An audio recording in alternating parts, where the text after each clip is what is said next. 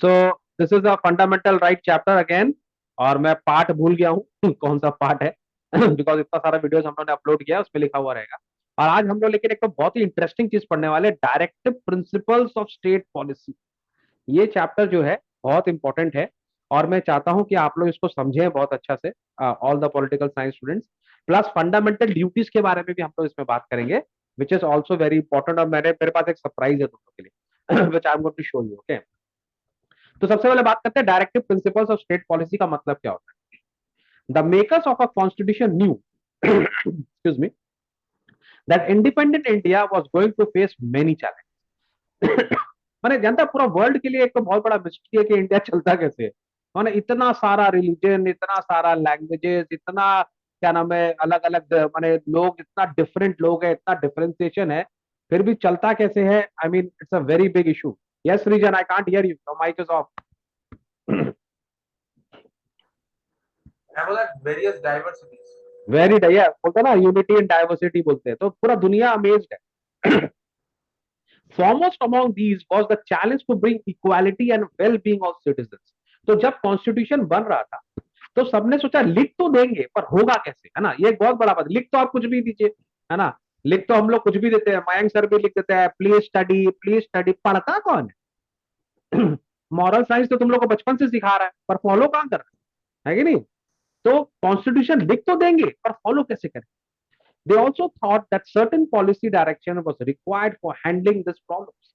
बोला अब इसके संग जो प्रॉब्लम आएगा उसको भी हैंडल करना पड़ेगा। At the same time, the constitution did not want future governments to be bound by certain policy decisions। This is also very important। वो लोग ना आने वाले लोगों के लिए कोई रूल नहीं बना रहे थे एज सच, कि अगर आप ये रूल फॉलो नहीं करोगे तो आपको हम पनिश कर देंगे, ठीक है। फॉर एग्जाम्पल, अगर हमारे कॉन्स्टिट्यूशन में लिखता कि जो भी सरकार आएगी वो सबको जॉब देगी, ठीक है, और अगर वो जॉब नहीं देगी तो हम उसको सजा देंगे, ठीक है।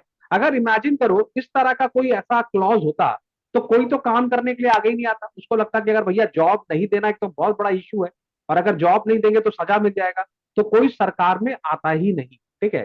तो यहां पर जो कॉन्स्टिट्यूशन होल्डर बनाए जिन्होंने, मेकर्स थे, वो चाहते थे, they wanted to set a direction for the fourth coming governments. जो आने वाली फ्यूचर गवर्नमेंट्स है उनको एक डायरेक्शन देना चाहते थे, ठीक है, गाइडलाइन देना चाहते। Therefore, some guidelines were incorporated in the constitution, but they were not made legally enforceable। Very important, ठीक है।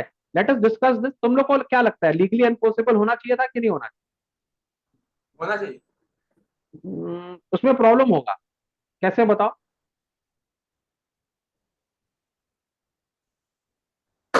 देखो, हम अगर एक पॉलिटिकल, देखो हम एक पॉलिटिकल पार्टी और हम बोलेगा हम गरीबी हटा देंगे, ठीक है, understood।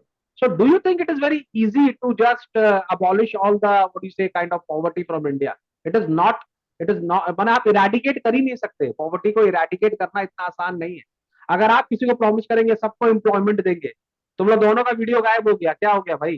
तुम लोग काहे वीडियो मेरा खराब कर रहा है, ये क्लास क्यों खराब कर रहा है। वीडियो ऑन करो दोनों का दोनों अपना। और तुम लोग का फोटो भी नहीं दिख रहा है, ऐसा लग रहा है हम किसी को, किसी स्टूपिड हेड को पढ़ा रहे हैं। I want to see your face. And where are you Priyanshu. इतना अच्छा डिस्कशन चल रहा है, तुम लोग बीच में ड्रामा कर रहा है।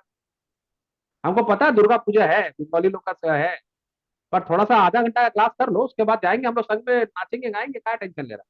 ठीक है, हमारा भी पूजा है, हमारा भी नवरात्रि चल रहा है, हम भी जाएंगे डांडिया के लिए। चलो। This means that if a government did not implement a particular guideline, we cannot go to the court asking the court to instruct the government to implement the policy। मैं तो ये बता रहा था कि अगर जैसे पॉलिटिकल पार्टी लोग तो बड़ा बड़ा वादा करते हैं, हम नेता बनेंगे तो गरीबी हटा देंगे, हम नेता बनेंगे तो एम्प्लॉयमेंट ला देंगे, हम नेता बनेंगे तो प्रियांशी को फ्री में कोक पिलाएंगे, सृजन को फ्री में बिरयानी खिलाएंगे। पर ऐसा करता कौन है, ठीक है। और अगर वो लोग नहीं करेगा तो क्या आप उन लोग को सजा दे सकते हैं। अगर आप सजा देंगे तो कोई पॉलिटिकल पार्टी आगे आएगा ही नहीं। इसी के लिए उन्होंने बोला कि let us not make this enforceable. तो आप लोग के एग्जाम में ये क्वेश्चन आएगा, आप लोग बोल देना कि ये जो है हम लोग का, ये जो हम लोग का गाइडलाइंस है, this is not enforceable by law. समझ में आ रहा बात को। Thus, the guidelines are non-justiciable, that is, parts of the constitution that cannot be enforced by the judiciary। Those who framed the constitution thought that the moral force behind these guidelines will ensure that the government would take them seriously।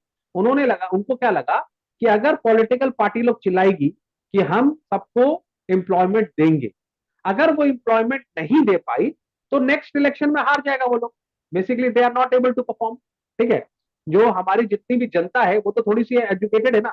अगर आप उसको promise कर रहे हैं, अगर आप उसका promise fulfil नहीं करेंगे तो जनता तो आपको अगली बार चुनेगी ही नहीं, है ना। You will not come into the power. तो ये भी उनके लिए एक अच्छा चेक हो सकता है। ठीक है, तो मॉरल ऑब्लिगेशन बन सकता है, but they can not force it by law.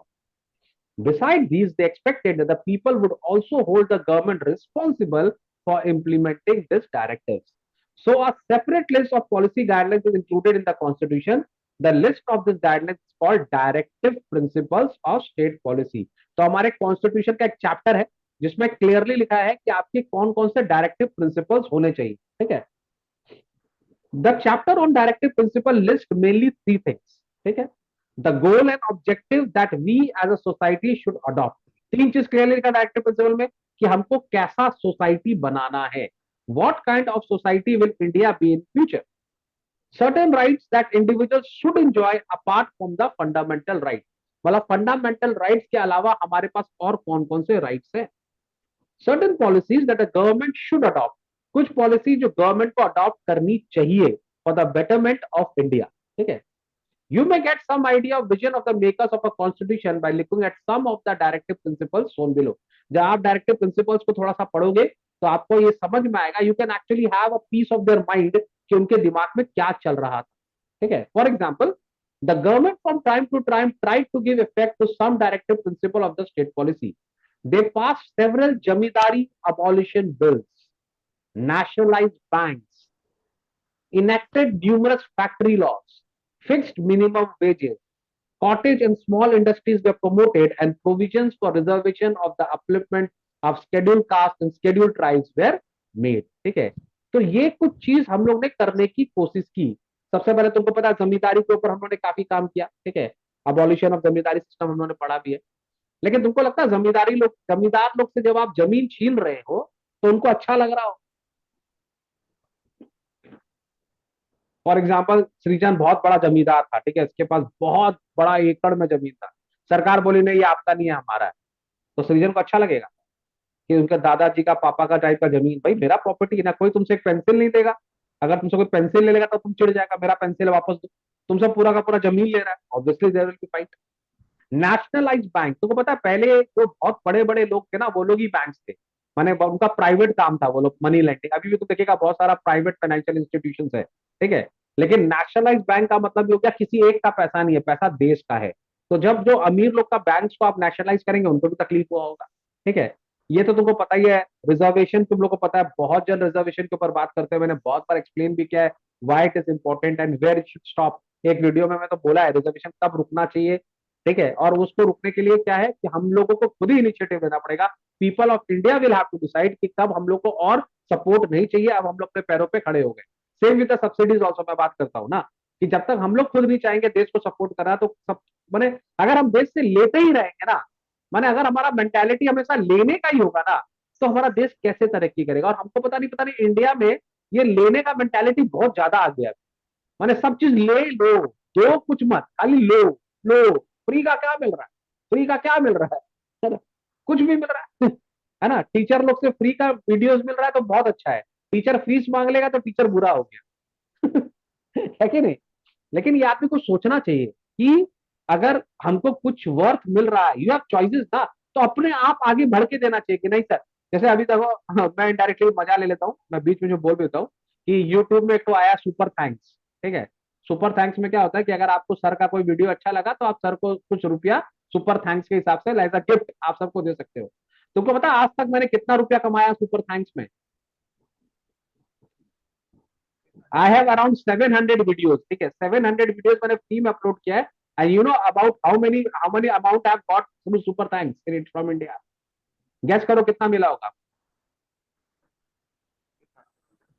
Any guess सृजन, जल्दी बोलो, टाइम नहीं 700। है। 700, ओके सृजन, योर चॉइस। वैसे ही 800। 1000। नहीं नहीं, you will I be, think तुम लोग डिसअपॉइंटेड होगा जब मैं तुमको बताऊंगा कितना सुपर थैंक्स मिला है। I have got total 0 rupees.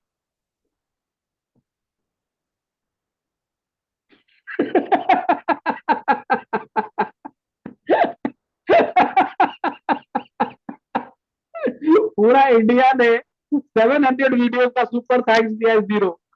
No thank you at all. खाली उसमें लिखता रहता है, sir you are the best teacher, ये टीचर वो टीचर, आई स्कोर 95 96, पर रुपया सर को कितना? 0. Absolute 0.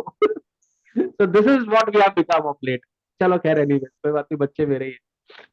Since efforts to give effect to the directive principles include the right to education, formation of Panchayati Raj institution all over the country, partial rights to work under employment guarantee program and the midday meal scheme etc. तो ये सब हम लोग का ना directive principle में लिखा था कि हम लोग सब जो पॉलिटिकल पार्टीज आएंगी उनको ये सब काम करना है, और हमारी पॉलिटिकल पार्टीज ने बहुत सारे काम किए. ठीक है. जैसे 1976 में the 42nd amendment to the constitution was pass. Among other things, this amendment inserted a list of fundamental duties of citizens. In all, 10 duties were enumerated. However, the Constitution does not say anything about enforcing these duties. माने 42nd amendment में constitution ने बहुत सारे fundamental duties हम लोग को दिए हैं. अभी हम लोग बात करेंगे फंडामेंटल ड्यूटीज का. ठीक है.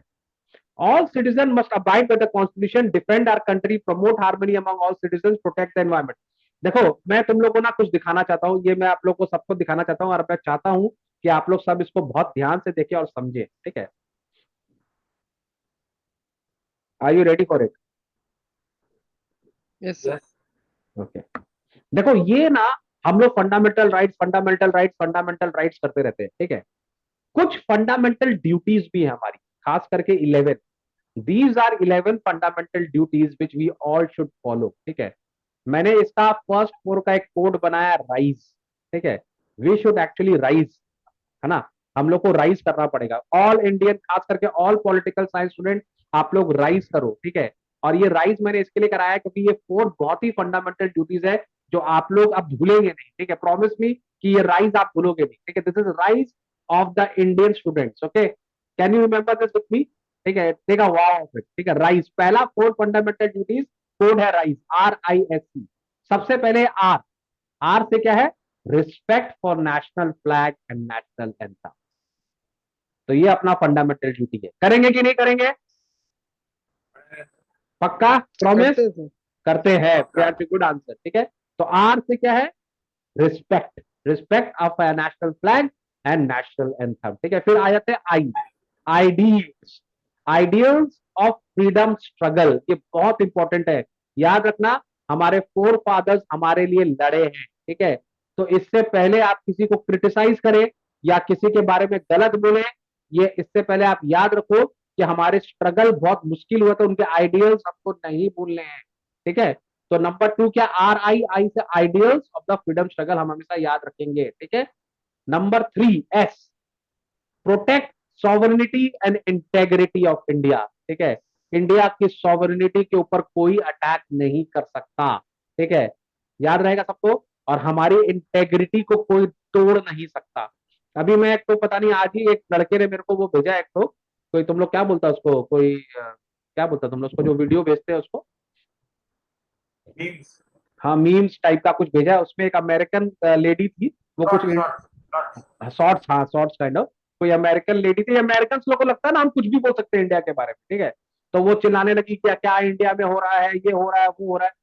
इतना जोर उस लड़के ने उसको झाड़ा है ना, मुझे मजा आ गया. मुझे लगा पक्का ये लड़का मस्त है एकदम. उसने बोला जो कंट्री खुद नेटिव अमेरिकन लोग के ऊपर में इतना उन्होंने मर्डर किया है, पूरा का पूरा नेटिव अमेरिका को जिस कंट्री ने कैप्चर किया है, यूरोपियंस ने इतने जिनको कैप्चर किया, वो इंडिया को क्या लेक्चर दे रहा है भाई? हमको क्या समझा रहा है? ठीक है. हमारे यहाँ तो हम तो सबको लेकर चल रहे हैं. तुमने मारा है लोगों को, और तुमको राइट किसने दिया कि तुम इंडिया के बारे में कुछ बोलेगा? तो तुम लोग सबको हमेशा, कोई भी अगर इंडिया का सॉवरेनिटी या इंटेग्रिटी के ऊपर बात करता है, तो you people will have to defend India, खास करके जो इंडिया के अगेंस्ट में बोल रहे हैं. ठीक है. तो ये हमारा फंडामेंटल ड्यूटी है. ठीक है. Protect sovereignty and integrity of India. हमको पता है हमारी इंडिया में थोड़े से प्रॉब्लम्स हैं, पर we can handle that. We can, हम लोग उसको बहुत जल्दी सॉर्ट आउट कर लेंगे, और किसी को हमारे प्रॉब्लम्स का मजा लेने का जरूरत नहीं है. मैं तुमको बताऊं, बेसिकली कोई प्रॉब्लम है भी नहीं, खाली पॉलिटिकली प्रॉब्लम क्रिएट किए जाते हैं. पॉलिटिकल ऐसा कोई प्रॉब्लम है भी नहीं हमारा, ठीक है। हम लोग के दिल बहुत बड़े हैं, ठीक है। रिलीजन हम लोग के लिए कोई मैटर ही नहीं करता। मैं ये जानता हूं कि जो भी स्टूडेंट है, मैं ये जानता हूं, जो भी स्टूडेंट है जो एग्जाम देने जाता है, उसको कोई फर्क नहीं पड़ता कि उसके सामने चर्च आ रहा है, कि मॉस्क आ रहा है, कि मंदिर आ रहा है। वो सबके सामने हाथ जोड़ता है कि नहीं, कि मेरा एग्जाम अच्छा होना चाहिए, है ना। हम लोग को तो कोई रास्ते में अगर कोई फकीर मिल जाता है, मुझसे भी आशीर्वाद ले लेते हैं। कोई पंडित मिल जाता है, उससे भी आशीर्वाद ले लेते हैं, ठीक है। कोई हमको प्यार से ऐसे बोलता है, जीते रहो बेटा, उससे भी आशीर्वाद ले लेते हैं। अरे हम लोग को पता है यार, हमको पढ़ना है, ठीक है। तो कोई भी स्टूडेंट एंड फोर्थ कमिंग जितना भी इंडिया का बच्चा है, किसी को कोई प्रॉब्लम नहीं है रिलीजन के साथ में, okay. We are very happy with whatever I have, and we don't have to prove to anybody, and no foreign countries can lecture us on this, ठीक है।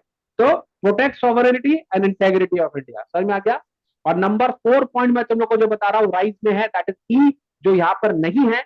लेकिन अगर किसी एनिमी ने इंडिया को अटैक किया, ठीक है, अगर किसी ने किया बॉस, तो we are ready to defend the country and render national services when called upon. हमारा खाली सोल्जर नहीं लड़ेगा, खाली हमारा सोल्जर नहीं लड़ेगा, हम सब लड़ेंगे, है कि नहीं।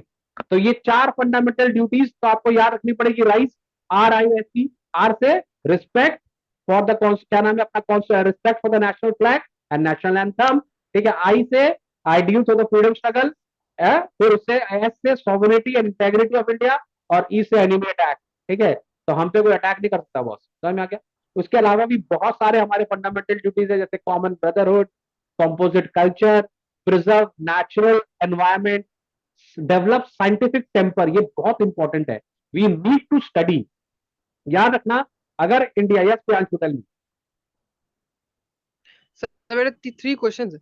3 क्वेश्चंस, एक संग 3। Yes okay, go ahead. Sir, जैसे फर्स्ट वाला जो ड्यूटीज है, avoid by the nation, respect national flag and national anthem. Sir ये कि हम लोग सच में करते हैं? Of course. आप अगर आपके पॉइंट ऑफ व्यू से देखिए, आप नेशन में अगर कहीं देखेंगे, इवन मैं जब फिल्म देखने थिएटर में, तो तब से नेशनल एंथम होता है, सब बहुत लोग वहां पर फोन, कोई कोई फोन देख रहे होते हैं खड़े होके, मतलब सर वो रिस्पेक्ट नहीं होता। ये क्यों नहीं है, यही तो इसी के लिए मैं तुम लोग को पढ़ा रहा हूँ। ये हमारा ड्यूटी है, ठीक है, और हमको करना चाहिए। देखो, आई पर्सनली टेल यू, मेरे को तो कहीं नेशनल एंथम दिख जाता है ना, मैं तो गाता भी हूँ। तुम खाली खड़ा होने का बात नहीं है। मैं अगर मूवी हॉल में जाता हूँ, मैंने बहुत बार किया है, अगर नेशनल एंथम बजता है, मैं तो खड़े होकर पूरा का पूरा गाता हूँ। जाना गाना मना पूरा गाता हूँ, मैं बहुत सुंदर गाता हूँ। सर और मैंने हमारा देखा है, वेट वेट, और मैंने देखा है, जब मैं गाना चालू करता हूँ ना, मेरे अगल बगल वाले भी संग में गा रहे होते हैं, ठीक है। और ऑफ लेट मैं तुमको बताऊं प्रियांशु, ऑफ लेट नोबडी, आज के डेट में सब खड़े होते हैं, ऐसा कोई है नहीं जो नहीं खड़ा होता। मैं बहुत मूवीज, अभी वैसे तो मूवी में कभी देखता हूँ, लेकिन कोविड के पहले जब मैं मूवी जाता था, this trend has changed, I don't think so there is anybody who sits. मैंने तो किसी को बैठा हुआ नहीं देखा। और अगर जो बैठता है ना, वो, उसको फिर क्या बोला जाए, उसको क्या माने, उसको तो कुछ माने, उसको उसके बारे में तो नहीं बोलना ही अच्छा है। ऐसे इंसान के बारे में तो नहीं बोलना अच्छा है। समझ में आ रहा बात को, कि आप अपने देश के नेशनल फ्लैग और अपने नेशनल एंथम को अगर आप नहीं फॉलो करते हो ना, तो फिर आपको माने you are not a human being मेरे हिसाब से। समझ में आ गया। चलो, सेकंड नंबर क्वेश्चन। सर जैसे follow the ideas of freedom struggle, है ना? तो सर मतलब मैं बहुत जगह पर देखता हूँ, कोई मतलब गांधी को गाली दे रहा है, कोई उसको गाली दे रहा है, हमारे मतलब बहुत सारे ऐसे आइडियाज के बोलते हैं कि वो फालतू डोंट है। Don't don't say like this, ऐसा ये सब बोलो तो उनके खिलाफ अगेंस्ट बोला, don't use that word for Mahatma Gandhi please. हाँ, सुन के अच्छा नहीं लगता, ठीक है। यू कैन से कि दे एक्चुअली क्रिटिसाइज हिम, ठीक है, दैट इज सर अ मेरे बेटर। क्लास सर, हाँ, मेरा आई नो मतलब दैट, मेरा मतलब एक आई नो क्लासमेट दैट, ही हाँ, बोलता है हाँ, आई नो दैट, हाँ, गांधी ने कुछ नहीं किया। अरे हाँ। गांधी ने नहीं किया बोले, तू आज यहाँ पर खड़ा है। मैं, मेरे पास इसका एक बहुत अच्छा एक्सप्लेनेशन है, मैं तुमको एक्सप्लेनेशन देता हूँ। तुमको पता है, जब वर्ल्ड ट्रेड सेंटर था, वर्ल्ड ट्रेड सेंटर में जब वो टेररिस्ट अटैक हुआ था, तो वहां पे 2 प्लेन घुस गया था, इफ यू रिमेम्बर, तुमको तो छोटा ही होगा शायद। World trade nine centre, eleven. 9/11 जब हुआ था, तो 2 प्लेन घुस गया था बिल्डिंग के अंदर में, ठीक है। एंड उस टाइम मेरा सीए का एग्जाम चल रहा था, लेकिन वो मैंने लाइव न्यूज देखा था, ठीक है। मैंने जो पहला प्लेन तो घुस गया था, सेकंड प्लेन को मैंने लाइव घुसते हुए देखा था, ठीक है। अब उसमें तुमको पता है, जहां पे प्लेन घुसा था, उसके ऊपर बहुत सारे जो स्टोरीज थी, वहां से ना बहुत सारे लोगों ने सुसाइड करने के लिए जंप कर दिया। अंडरस्टूड, माने वो लोग उतनी ऊपर बिल्डिंग से पैनिक में वो लोग ने जंप कर दिया नीचे। अंडरस्टूड। तो बहुत सारे लोग जो देख रहे थे ना, बताया बेवकूफ है, इतना ऊपर से कूद गया, बेवकूफ है, कूद गया, बचेगा क्या वो। तुमको पता है, जब हम लोग के ऊपर सिचुएशन खराब होती है ना, तो हम लोग को समझ में नहीं आता कि क्या करना है, ठीक है, समझ में आ रहा है। वो आदमी को लगा कि जल के मरने से कूद के मरना बेटर है। तुमने अभी अफगानिस्तान वाले केस में भी देखा होगा, एक आदमी ने एरोप्लेन का चक्का के ऊपर खड़ा हो गया। तुम बोलेगा कितना बड़ा बेवकूफ है, पर वो बेवकूफ नहीं है, दैट इज अ फियर, ठीक है। डर जो होता है ना, आदमी का दिमाग खराब कर देता है। Now coming to your question, Gandhi ji ने बहुत सारे डिसीजन, हो सकता है थोड़े से डिबेटेबल हो, पर वो सर्कमस्टेंसेस को देखिए। आप इमेजिन करो कि आपके घर के बाहर चार आदमी तलवार लेके खड़ा हुआ है, आपको मारने आ रहा है, आप क्या करोगे उस टाइम? आप यही तो बोलोगे कि भैया लड़ाई नहीं करती, समझ में आ रहा बात? तो आप उस, आपके घर में आग लगेगा तो आप क्या करोगे? पहले आग बुझाओगे कि पहले आप उसमें उसके ऊपर में जुड़े, आप उस आदमी को पकड़ोगे जिसने आग लगाई है? आप क्या करोगे पहले बताओ मुझे। तो बहुत सारे डिसीजंस ना सरकमस्टेंशियल होते हैं, और वो सरकमस्टेंशियल डिसीजन रॉन्ग भी हो सकते हैं, पर उस टाइम जो आपको बेस्ट लगता है ना, वो आप करते हो। एंड वन थिंग और आप याद रखो, Mahatma Gandhi is also a human being, understood? He is not a artificial intelligence. मैं तुमको एक बात और बताता हूं, ठीक है, बात सुनो मेरी। आज के डेट में जो एक लॉयर है वो कितना रुपया कमाता हो? सर आज के डेट में एक लॉयर जो प्रोफेशन में होता है वो कितना रुपया कमाता हो? अच्छा खासा रुपया कमाता हो, ठीक है। एक लॉयर अच्छा खासा कमाता है, ठीक है। तुम इमेजिन करो उस जमाने में Gandhi ji was a lawyer, अगर गांधी जी अपना प्रोफेशन करते तो कितना रुपया कमाते उस जमाने में, जब लिटरेसी नहीं था इंडिया में, जब लोग पढ़ाई लिखाई नहीं करते थे? उस जमाने में एक लॉयर का क्या वैल्यू होगा, कैन यू इमेजिन? अगर गांधी जी उस जमाने में लॉ करते ना, तो वो आज के हिसाब से बीएमडब्ल्यू में या रोल्स रॉयस में घूमते, इतना पैसा होता उनके हिसाब उनके पास में। लेकिन उस आदमी ने क्या किया? उस आदमी ने सब कुछ छोड़कर देश के लिए धोती गमछा पहन के निकल गया लड़ने के लिए, और तुम उस आदमी को क्रिटिसाइज कर रहे हो? पहले तुम देश के लिए कुछ कर तो लो। तुमने देश के लिए क्या किया? तुमको तो फंडामेंटल ड्यूटीज याद करवाना पड़ रहा है।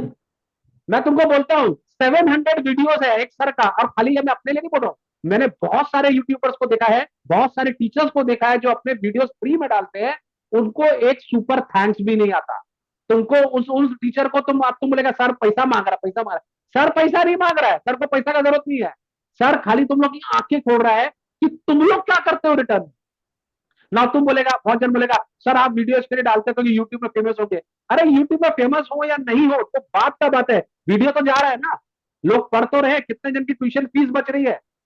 तो I am doing my bit for the country, what are you doing, you think that?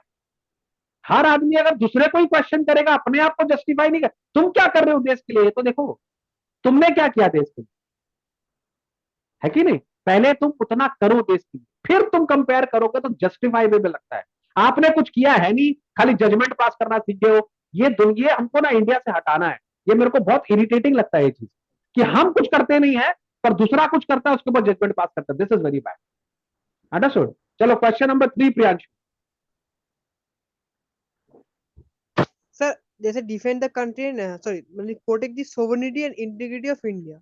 Hmm. Sir ठीक है सर, हाँ मैं अपना सोवरेनिटी इंटीग्रिटी ऑफ इंडिया का बचा रहा हूँ सर, बट हम लोग जो दूसरे कंट्री को ऊपर क्रिटिसाइज करते हैं, जैसे कोई बोलते हैं, पाकिस्तान है, पाकिस्तान खराब है, यूएसए बहुत खराब है, रशिया बहुत खराब है, तो सर वो क्या हमारे लिए राइट है? हम अपना कंट्री को बचा के हम दूसरे कंट्री के ऊपर बोल रहे हैं। बहुत अच्छा बात बोला है, we have no right to criticise other countries also. We can actually, ये बहुत अच्छी बात बोली प्रियांशु, बहुत ही अच्छा थॉट है तुम्हारा, बहुत ही अच्छा थॉट है। लेकिन माने हम लोग को क्रिटिसाइज नहीं करना चाहिए, पर हम लोग को गाइड करना चाहिए, हेल्प करना चाहिए, अंडरस्टूड? ठीक है, कि अगर किसी ने कोई गलत कर रहा है तो उसको हम लोग को क्या नाम है, समझाना चाहिए, ठीक है। ये सर तुमने ये बहुत मतलब ऑफन, मतलब ये ऑफन है, मतलब यूट्यूब में मतलब ये इसका देश को लेकर झगड़ा कर रहा है, वो उसका देश को, मतलब सर इनमें कॉमन नॉलेज भी नहीं है। करेक्ट बात और है सर एकदम से। मैंने एक दिन पूछा था कि मैंने हम्म, यूट्यूब में कमेंट किया था हम्म। कि तुमको इससे मिलता क्या है? बोलते हैं मैं अपना देश के लिए कर रहा हूँ। नहीं नहीं, लेकिन इसमें क्या हो रहा है ना, अभी देखो प्रोपोगेंडा दोनों तरफ से हो रहा है, ठीक है। अभी ये प्रोपोगेंडा वॉर हो गया है बहुत ज्यादा, ठीक है। वो लोग भी हम लोग को बोल रहे हैं, तो हम लोग खाली सुनते तो नहीं रहेंगे ना, ठीक है। तुमको पता है, अभी ये तुमने बहुत अच्छा क्वेश्चन पूछा Priyanshu, and this need to change. जो वेस्टर्न कंट्रीज है ना, तुम इंडिया पाकिस्तान भूल जाओ, इंडिया पाकिस्तान तो खाली पपेट्स है, ठीक है। जो वेस्टर्न कंट्रीज है और जो यूरोपियन कंट्रीज है, उनका माइंडसेट है कि we are superior to the eastern country, समझ में आ रहा? उनको ऐसा लगता है कि हम लोग ये जो इंडिया जो सब कॉन्टिनेंट है, उनको ऐसा लगता है हम लोग ये लोग से बहुत सुपीरियर है, बहुत नॉलेजेबल है। तुम देखो कभी भी एक तो अंग्रेज तुमसे क्वेश्चन पूछेगा ना, तो वो तुमसे चढ़ के क्वेश्चन पूछता है। तुम listen the way they ask the question, prime minister Modi, you have killed so many innocent people, what are you going to do about it? अबे हम तेरे बाप के नौकर लगे हैं, तू ऐसा क्वेश्चन पूछ कैसे सकता है? पहले तो हमसे नॉर्मल बात करती, उनका एक्सेंट सुनो ना। तुम देखो इंडियन कोई क्वेश्चन पूछेगा ना, वो बहुत प्यार से पूछेगा, sir can you please tell me what has happened there and what are you doing about it. हम लोग बहुत ना पैसिफाई होकर क्वेश्चन पूछते हैं। अमेरिकन लोग का एक्सेंट ही देखो, लोग चढ़ के बात करता, what this doing about this. अरे what I am doing, you see about yourself ना। तूने इतने नेटिव अमेरिकन मारे साले, तूने कितना लोगों को मारा, तू अपना चेक कर पहले, है ना। अमेरिका है क्या? तुमने तो पढ़ा है ना, चीफ सैटल स्पीच क्लास 10 में पढ़ा था ना। चीफ सैटल में क्या किया? अमेरिका क्या था?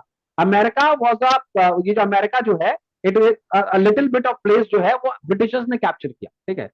Everything has been captured by Britishers, उन्होंने पूरा का पूरा अमेरिका खत्म ही कर दिया, ठीक है। वो अमेरिका जगह व्हाइट लोग का है ही नहीं, वो जगह ही ब्लैक लोग का है, ठीक है। माने sorry for black and white, माने वो डार्क कलर्ड लोगों का, माने रेशियल डिस्क्रिमिनेशन तो उनकी जगह पे उन लोग ने कब्जा किया, उसके बारे में तो बात नहीं करते कभी। ये सबसे ज्यादा एट्रॉसिटी उन्होंने की है, ये तो बात नहीं करते कभी। और हम लोग को ना बेवकूफ बना के हम लोग को इंडिया पाकिस्तान को भिड़ा रहा है आपस में।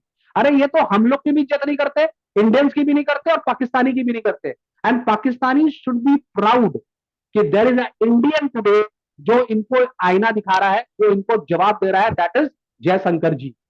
पूरा south Asian countries including Sri Lanka, Nepal, Bangladesh, Pakistan, Afghanistan, ये लोग को प्राउड फील करना चाहिए कि एक आदमी और एक नेता नरेंद्र मोदी इन लोगों को आईना दिखा रहा है और बता रहा है कि तू हम लोग से सुपीरियर नहीं है, हमारा सिविलाइजेशन तेरे से पुराना है। We all were part of India, right?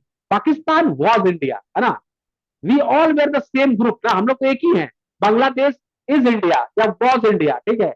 Nepal and all, we all are one composite culture है हमारा। और हम लोग सबको लड़ा रहे हैं लोग बेवकूफ की तरह। पाकिस्तान को बोल रहा है इंडिया गलत कर रहा है, इंडिया को बोल रहा है पाकिस्तान गलत कर रहा है। अबे तू क्या कर रहा है? तू तो खुद गलत करके बैठा हुआ है। तूने क्या कर लिया? अच्छा, समझ में आया? And Priyanshu, you have asked a very good question about sovereignty. हम लोग को ये बंद कर देना चाहिए। हम लोग को एडवाइस हम कर सकते हैं, लेकिन किसी को ऐसा ब्लेम नहीं करना चाहिए। उनकी कंट्री है, वो संभालेंगे, ठीक है। दे हैव, अभी पाकिस्तान अलग कंट्री हो गया, उनको संभालना चाहिए देश। जरूरत पड़ेगी तो अगर हमसे हेल्प मांगे जरूर करेंगे, हमारे इंडियन कुछ हेल्प मांगे करेंगे हम। पर ये सब प्रोपोगेंडा वॉर खत्म होना चाहिए।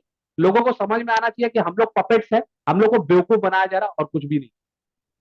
Understood? And one man can set it right. I think whole of South Asia ना, अब ऐसा होना चाहिए कि whole of South Asia should back Narendra Modi and Jaishankar on this, कि ये this is India versus the world now. Understood?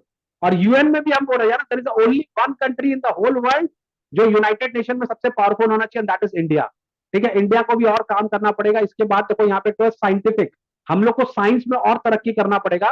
We need to be very strong to save this world.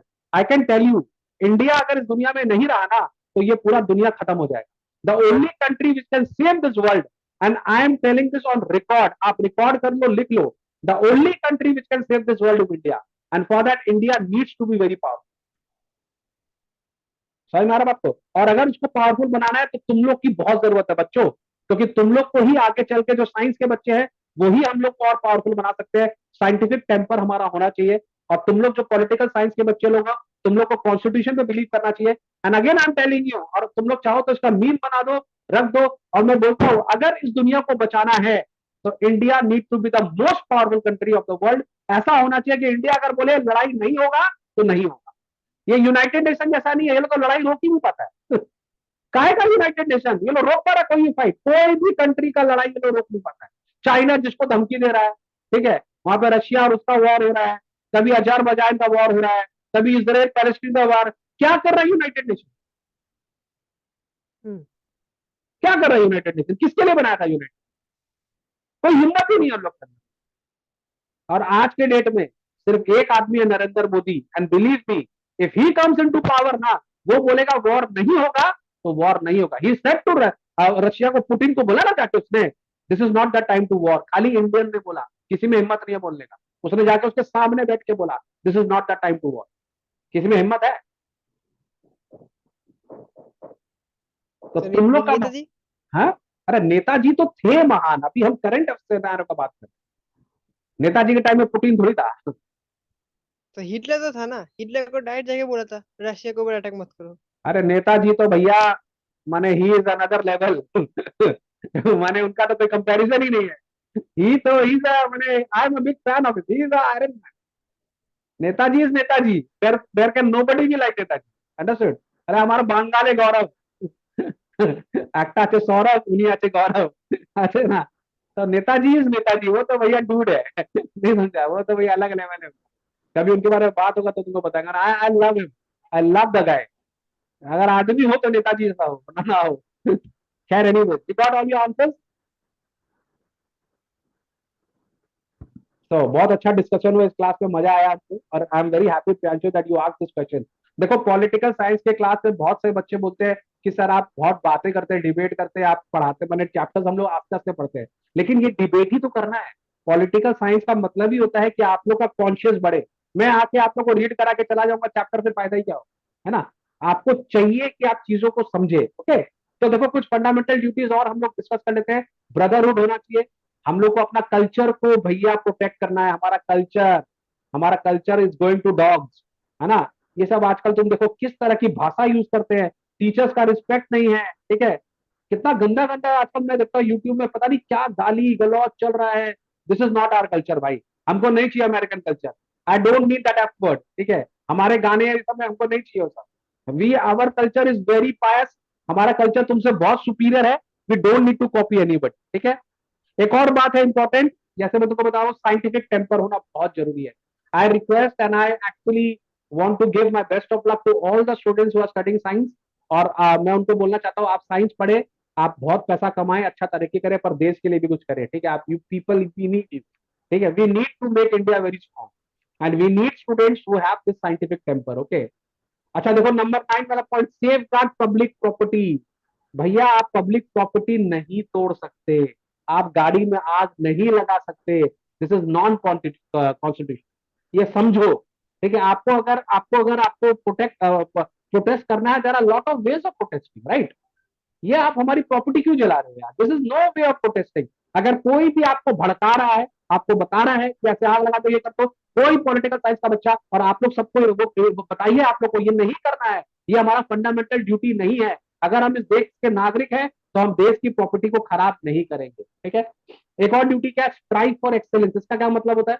हर बच्चे को कोशिश करना चाहिए कि वो अपना बेस्ट दे, और देश के लिए वो क्या कर सकता है, हर बच्चे का ये नोशन होना चाहिए, what I am doing for the country, ठीक है? और हमारा एक और फाइनल फंडामेंटल ड्यूटी है कि हर बच्चे को एजुकेशन हम दे, है ना? अप टू 6 से 14 बच्चे को तो फ्री एजुकेशन है।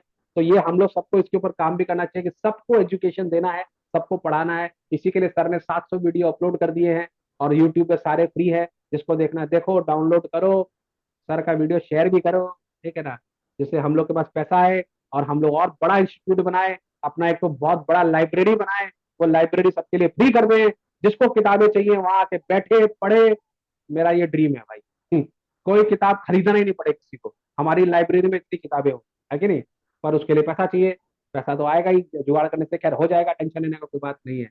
I want to make the biggest library in the whole world only for students, कि जो भी स्कूल्स में पढ़ रहे हैं ना, उनको बाहर से कोई भी किताब नहीं खरीदनी पड़े, माने वॉट एवर दे वॉन्ट, इतना सारा कॉपीज हो कि जितने बच्चे हो उतनी किताबें हो, पढ़ो आराम से। ये मेरा एक सपना है, खैर देखते हैं क्या होता है। सर हाँ बोलो। तो 2 क्वेश्चन है okay, good question, I like it, बोलो। सर। मुझे लगता है सर, पहले से मैं 11 नंबर पॉइंट में आ रहा हूँ, duty hmm, of all parents guardian to send their children in the age group of 6 to 14 years to school.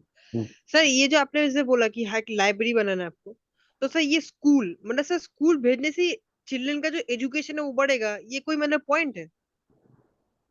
ना, बहुत अच्छा, फिर से तुम्हारा क्वेश्चन, बहुत, there are two kind of education, ठीक है?